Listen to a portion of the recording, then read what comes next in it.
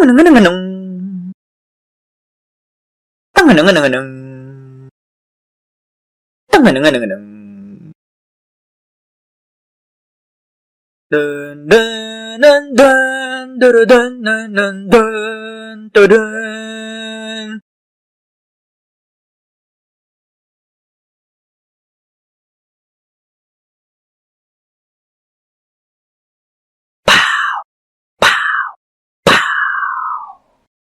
only thing more uncertain than the future is the past. A Soviet proverb. I can't verify that. Is this really a Soviet proverb? Welcome! I am Emir, and let's travel back through time. I still can't believe 2015 was a long time ago. Time flies, huh? There will be spoilers in this review, so always take that in mind. With that said, join me as I dive right into Back to the Future Part 2. The movie starts with the ending of Part 1. Doc asks Marty to come with him to the future. They go to quote-unquote Back to the Future Day, October 21st, 2015. Marty brings his girlfriend, Jennifer, along. But neither he nor Doc nor the writers ask themselves, was Jennifer really necessary? So, for most of the movie, she's unconscious. I'm pretty sure Sleeping Beauty had more awake time than Jennifer did. Even in the draft paradox script, where parts 2 and 3 were combined before they were split up. Even in that script, Jennifer is mostly asleep. Why? Was this because they had to recast? Didn't they have any faith on Elizabeth Shue? I mean, this wasn't her first movie.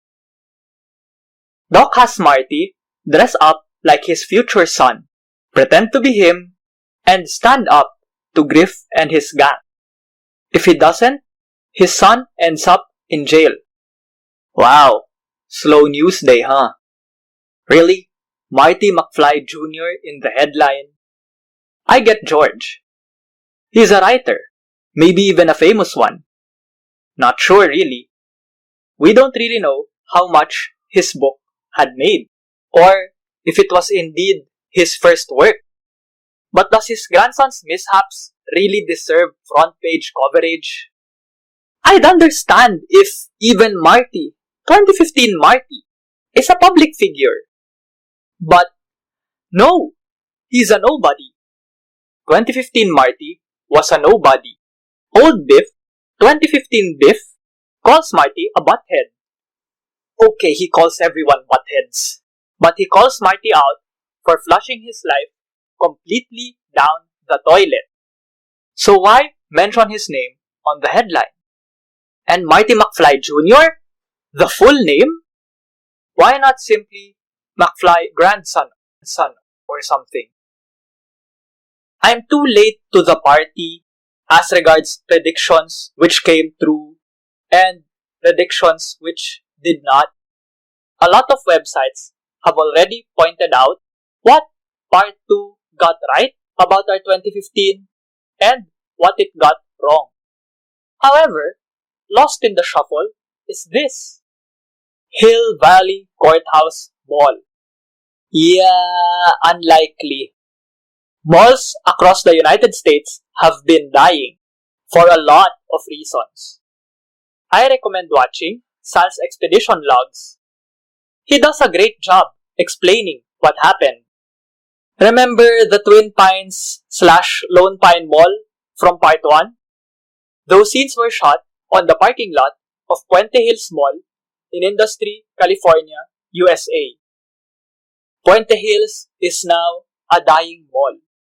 At least the parking lot still attracts Back to the Future fans every year on October 26. Maybe not this year though. Sad. Back to Part 2.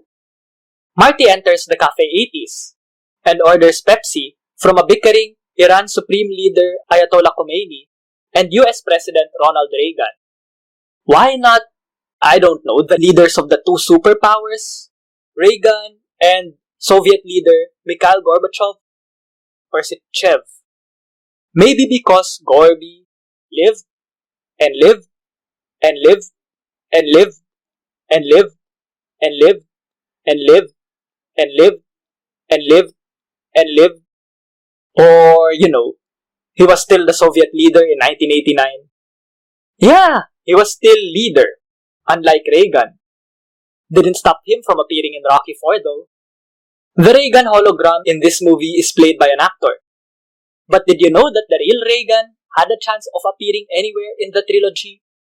According to the Back to the Future wiki, citing the audio commentary on Back to the Future Part 3, and I quote, knowing that Reagan was a fan of Back to the Future, and since he was no longer president by 1989, Robert Zemeckis thought it would be a great joke to get Reagan to play the role of the 1885 mayor of Hill Valley on Back to the Future Part 3. It would have been just one scene in which he greets the townspeople and starts the clock. Zemeckis called up Lou Wasserman, the chairman of Universal Studios, who had been Reagan's agent, and asked him to call Reagan to offer him the part. Reportedly, Reagan actually considered it, but eventually decided against it. I wonder if he can be deep fake there though. Now you know.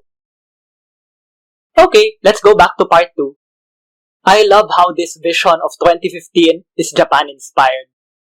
That Pepsi, that hoverboard, that tie, that boss. Even in part 3, Marty comments, "What do you mean, Doc? All the best stuff is made in Japan." And now, a history lesson. Of course, by the time part 2 came out, Japan was ending a period of unprecedented growth and beginning an era of stagnation. So, Japan did not eventually dominate our 2015. But hey, its animes surely did. And its video game consoles, I guess. Marty takes a look at his Pepsi Perfect, but never actually opens it. Enter Biff, Old Biff, 2015 Biff, calls Marty a butthead, as I said earlier. Then Griff appears, and what the hell is he doing to his grandpa? However, Marty Jr. shows up too. He's a coward, just like his grandpa George. Before, Calvin Klein. Griff knocks Marty Jr. unconscious. Marty, 1985 Marty, takes the place of his wimpy son and rebuffs Griff and his gang. But Griff knows just what button to push. What's wrong, McFly? Chicken? I discussed this chicken plot point in my review of part 3 already. You can watch that if you want my serious take on the matter. Allow me to make a joke here instead, to be petty for once. Okay? Okay. Ah! How does Marty get out of this situation? He uses his knowledge of all things America's Funniest Home Videos and aims for Griff's groin. It's a hit. The greatest groin hits. Wait a minute. That show did not exist in 1985. It didn't even exist yet when Part 2 was shot. Both Part 2 and AFV came out in November 1989. Wow! Marty was indeed a time traveler, huh? He runs out of the Cafe 80s, leaving behind his unopened bottle of Pepsi Perfect, which I'm not even sure he paid for. Also sentient hologram Reagan. What the? To be fair, that's not the first time I've seen and talked about sentient holograms. Griff and his gang chase Marty around town, calling him a bojo. I'm going to start using bojo as an insult. Hey you bojo! All these bojos make a mess, Marty included. He flees, and his self-drying jacket also dries his hair. Cool. Doc sees what happened. My kid showed up, all hell broke loose. It's your fault, Marty, you bojo. You could have just walked away if you weren't so triggered by that word chicken. Oh wait, I talked about this already. Still, 1985 Marty saves his 2015 family. Too bad his older self destroys it again anyway. Another callback to the clock tower struck by lightning, and we finally reach the story of part 2. The Save the Clock Tower guy, aka Roger Rabbit, inspires Marty to buy Gray's Sports Almanac. For Marty, it's valuable because he can make a quick buck out of it. For the antique store, it's valuable because it has a dust jacket. Books used to have these to protect the covers. Of course, that was before they had dust repellent paper. Dust repellent paper. Can I have some of that? Why hasn't anyone invented that yet? Surely I'm not the only one who doesn't like ebooks because of the eye strain, but also doesn't like dusty books. Man, that takes me to a trip back to, 1 year ago. I remember my bar Q&As. Kept sneezing every time I read them. Had to wear a face mask. Those were the days when you didn't have to wear a face mask all the time. Face masks just for protection against dust. For nothing more and for nothing less. Yeah, I'm allergic to dust.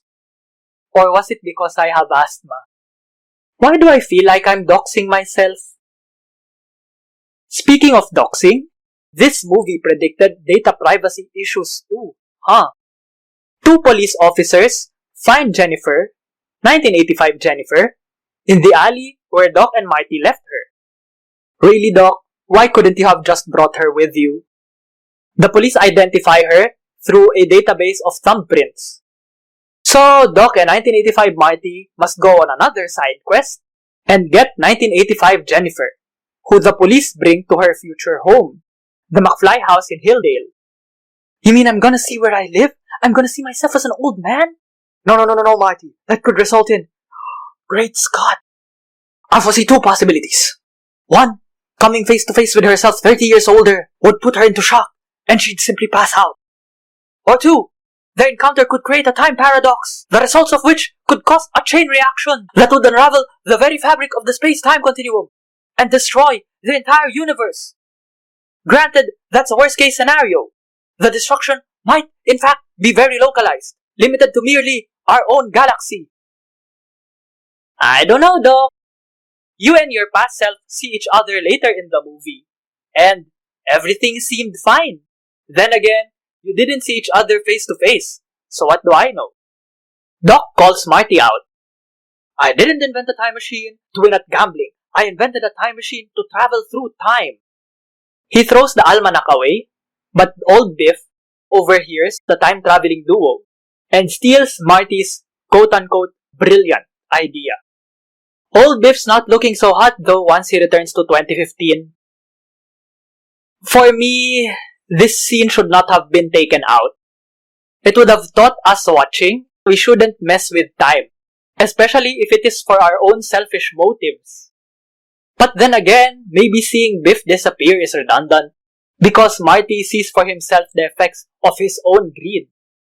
I'm going to let these scenes speak for themselves. It's my fault. The whole thing's my fault. If I hadn't bought a damn book, none of this would have happened. But I'm getting ahead of myself. I haven't talked about how old Marty, 2015 Marty, destroys his family's future.